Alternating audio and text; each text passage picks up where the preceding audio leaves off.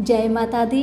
मेरे सभी प्यारे दोस्तों, मैं लक्ष्मी शर्मा बड़ों को चरण स्पर्श, छोटों को प्यार और बराबर वालों को दिल से नमस्कार करती हूँ। आज मैं आप सभी को सुनाने वाली हूँ धर्म की कहानी। इस कहानी में आप सुनेंगे देवी श्यामरूपा यानी कि चंडी माँ की महिमा की कहानी। कहानी बहुत ही सुंदर है, अंत तक जरूर सुनिएगा। और नई नई कथा कहानी सुनने के लिए हमारे चैनल को जरूर सब्सक्राइब कीजिएगा। तो आइए माता चंडी की महिमा की कथा शुरू करते हैं। कर्णसेन गौर के राजा का जागीरदार था, जिसकी राजधानी रमती अर्थात राजा रामपाल द्वारा स्थापित रामावती थी। ग्वाल जाति का एक स्थानीय मुखिया सोमघोष और उसका पुत्र इच्छाई शक्तिमय हो गए और उन्होंने कर्णसेन की भूमि पर अधिकार कर लिया। राजा की सहायता से कर्णसेन और उसके 6 पुत्रों ने खोई हुई भूमि लौटा लेने का कठिन प्रयास किया, किंतु अपने बस की आराध्य देवी श्यामरूपा अर्थात चंडी माँ के अनुग्रह के कारण इच्छाई उनकी तुलना में कहीं अधिक प्रबल सिद्ध हुआ। कर्णसेन के 6 पुत्र और पत्नी मारे गए और वह बुरी तरह ध्वस्त हो गया।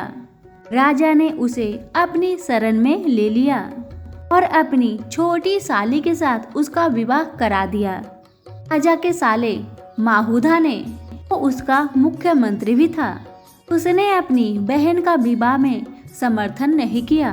विवाह के बाद कर्णसेन और उसकी युवा पत्नी राजावती सुदूर दक्षिण में स्थित मोहनागढ़ की जागीर में चले गए, जो राजा ने उसे दहेज के रूप में प्रदान की थी। कर्ण सिंह वृद्ध होने के कारण पुत्र उत्पत्ति में असमर्थ था, किंतु दाम्पत्य पुत्र के लिए ललायित थी। अपने बूढ़ी दाई के परामर्श से राजावती ने कठोर तपस्या करके धर्म को प्रसन्न कर लिया। धर्म के अनुग्रह से उसके यहाँ लाउसेन ने जन्म लिया।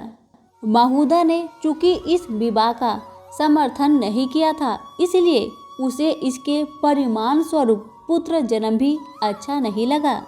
लाउसेन के प्रति उसका रुख वैसा ही था जैसे अपने भाजने कृष्ण के प्रति कंस का था। माहुदा ने बालक का अपहरण कर लाने के लिए कुछ चतुर चोरों को भेजा, पर वे असफल भी हुए और अपयश के भागी भी।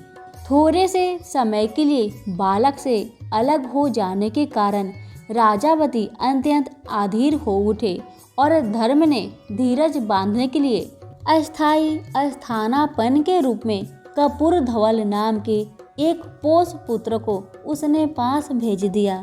दोनों बालक राम लक्ष्मण या कृष्ण बलराम की तरह साथ साथ बड़े होने लगे। जब लाउसेन ने गुरुकुल की शिक्षा प्राप्त कर ली और साथ ही मल्ल युद्ध और शास्त्र विद्या में निपुणता प्राप्त कर ली, तो वह रमती जाकर गौर के राजा के सामने अपनी सिद्धियों का प्रदर्शन करने के लिए आतुर हो उठा। दोनों बालक राजधानी की ओर चल पड़े, जो सीधे उत्तर दिशा में पड़ती थी। उनका पहला साहसिक अनुभव जलांधर में हुआ। यह नगर एक ऐसे चीते में संतृप्त था जिसने वहां के शासक, उसके परिवार और सारी आबादी को मार डाला था। लाउसेन ने चीते को मारकर नगर को फिर से बचा लिया। अपने अगले पड़ाव तारादीथी में लाउसेन ने एक दुष्ट मगरमच्छ को मारा। इससे वहां की झील बड़ी ही उत्पीड़ित थी। दोनों भाई इसके बाद जामाती पहुंचे, जहां पान की खेती करने वाले जाति का गढ़ था। वहां एक स्त्री ने लाउसेन के प्रति अनुचित प्रेम प्रस्ताव किया और लाउसेन ने तुरंत ही अस्वीकार कर दिया। वह स्त्री एक अत्यंत प्रभावशाली परिवार की थी। उसने लाउसेन को अपने प्रति प्रेम निवेदन का प्रयास करने के अपराध में गिरफ्तार कराने का प्रबंध करा दिया, परंतु धर्म के संरक्षित पात्र को बहुत समय तक रोक रखना संभव नहीं था। लाउसेन का अगला पड़ाव गोलाहाट था। यह सुरक्षा नाम की एक गणिका का क्षेत्र था।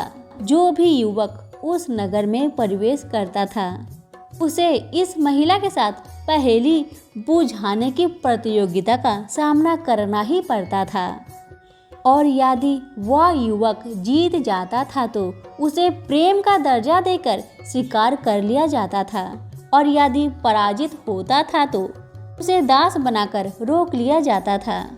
लाओ सेन ने अंतिम पहेली को छोड़कर बाकी सबके सही उत्तर दिए। अंतिम पहेली इस प्रकार थी, ध्यान से सुनिएगा इस पहेली को। काम रूप की कामचंडी कमता आती है, बताओ तो देखे नारी की धातु कहाँ बसती है।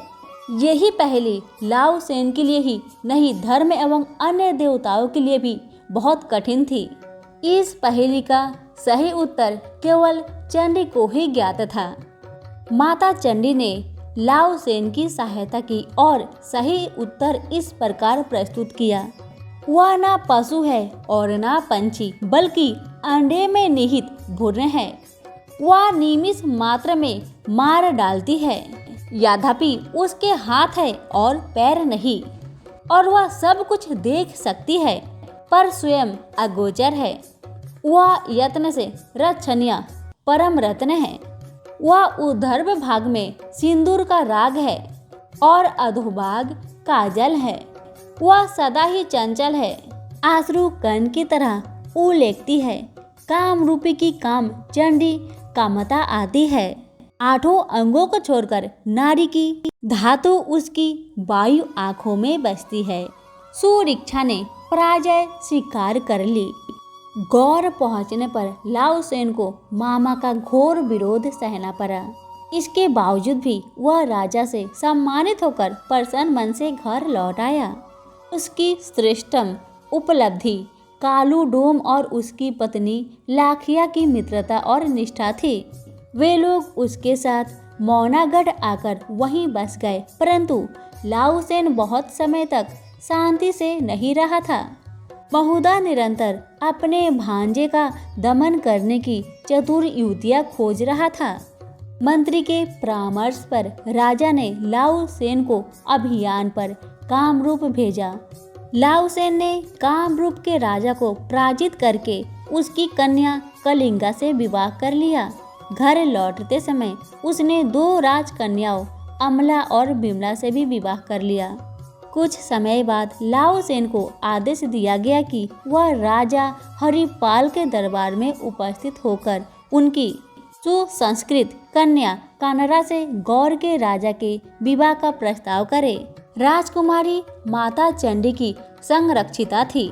किसी अनुपयुक्त वर से अपनी भक्त का बचाव करने के लिए देवी ने एक लोह निर्मित गेंडा प्रदान करके यह शर्त लगा दी थी कि कानरा उसी पुरुष से विवाह करेगी जो एक बार उसका सिर धड़ से अलग कर देगा। कानरा की धाय और सेविका घुमसी पर भी देवी का अनुग्रह था। लाओ सेन को उसके उपरांत अपने पिता के पुराने शत्रुओं सोमघोष और उसकी पुत्र इच्छाई का दमन करने का कार्य सौंपा गया और इच्छाई चंडी का विशेष कृपा पात्र था। इस संघर्ष के द्वारा चंडी पूजा के विरुद्ध धर्म पूजा को अपनी अंतिम विजय सिद्ध करनी थी। भयंकर युद्ध के बाद ईसाई लाओ सेन के हाथों मारा गया। कुछ समय के बाद लाओ सेन को भयंकर तूफान से हुई बर्बादी से रक्षा करने के लिए गौर को बुलाया गया। धर्म के अनुग्रह से लाओ सेन ने कार्य संपन्न कर दिया। महुदा ने इसके उपरांत अपने भांजे को रास्ते से हटाने के लिए सबसे गहरी चाल चली। लाओ सेन से, जिसे अब सूर्य देव धर्म का सबसे प्रिय भक्त स्वीकार किया जाता था, सूर्य को पश्चिम से उदित करने के लिए कहा गया। अगर वह ऐसा करने में असफल होगा तो उसके माता पिता को, जो गौर में बंधक के रूप में बंदी थे, मृत्यु की घाट उतार दिया जाएगा और उसकी संपत्ति जब्त कर ली जाएगी। अपनी माँ की बूढ़ी दाई के साथ, जो स्वयं भी धर्म की कदर अनुयायी थी, लाओ सेन सुदूर स्थित बलुका नदी पर धर्म पूजा के पवित्र स्थल पर पहुंचा और दीर्घ काल तक वहां तप करता रहा। इसी बीच लाओ सेन और उसके माता पिता की अनुपस्थिति का लाभ उठाकर महुदा ने मौनागढ़ पर आक्रमण कर दिया। कालू डोम और उसके पुत्र ने पराक्रम पूर्वक गढ़ की रक्षा की, परंतु अतः वे वीर गति को प्राप्त हुए। तो रानी कलिंग सेना रक्षा करने के लिए आगे आई, किंतु वह भी लड़ते लड़ते काम आई। तदु उपरांत कानरा और उसकी बूढ़ी दाई धुमसी ने शास्त्र संभाले और उसकी प्रचंडता के सामने महुदा और उसकी सेना भाग खड़ी हुई। दीर्घ और कठिन तपस्या के बावजूद धर्म ने लाऊ सेन की पश्चिम में सूर्योदय की प्रार्थना पर ध्यान नहीं दिया। अंत में वृद्धा दाई सामूला ने उससे कहा कि अंतिम आहुति के रूप में वह अपना सिर छेद करके बलि की अग्नि में समर्पित कर दे। लाऊ सेन ने संकोच नहीं किया और उसने इस बलिदान की साक्षी सभी जीवों को व्यतीत करते हुए अपना सिर काट दिया। इस चरम बलिदान से धर्म अविचलित नहीं रह सका।